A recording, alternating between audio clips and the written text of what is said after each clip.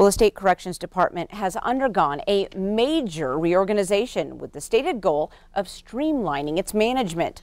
But former employees say the changes weeded out some workers who had criticized top leaders and also eliminated a program that had been highly touted just last year.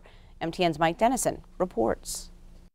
Just last year, Governor Steve Bullock visited the Riverside Recovery and Reentry Program in Boulder and praised it as highly successful. But in September, the Corrections Department announced it would shut the program down. They said the facility will soon house 20-some male inmates who are now in a Lewistown infirmary that the state decided this summer to close. The former head of the division overseeing Riverside says the program in Boulder did an excellent job helping female inmates recover from addictions and prepare to be released. It was a cutting-edge, highly regarded trauma recovery program for women. There was a population out there that needed that, and the program was staying full.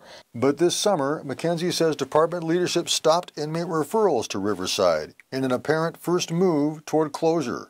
Governor Bullock's office and corrections officials say the women at Riverside have been moved to privately run programs, which had empty beds that the state was already paying for. They also say closing the Lewistown Infirmary and moving its male inmates to Riverside will save the Corrections Department $2.7 million this year. Mackenzie questioned some of those savings, noting that some of the private beds remain unfilled. She also said the state arranged a meeting to tell Riverside workers about the closure without even telling her or Riverside superintendent about the September 25th announcement. A September 21st email from Riverside Superintendent Dan Kistner asked, "Will someone tell me what is going on? This is extremely unsettling and embarrassing. My employees are coming to me asking what's going on, and I don't even know what they're talking about." Change is hard. Change is always hard.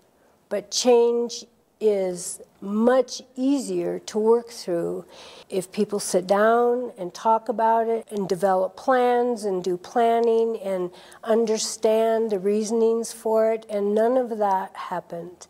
The new male inmates are supposed to be here at Riverside this month. The contractors are still working on a $550,000 renovation of the buildings. Now, correction officials say the new residents won't be showing up until at least March. Reporting from Boulder, Mike Dennison, MTN News. Thanks, Mike. And corrections officials say there's been a decline in treatment bed usage, not just in Boulder, but statewide.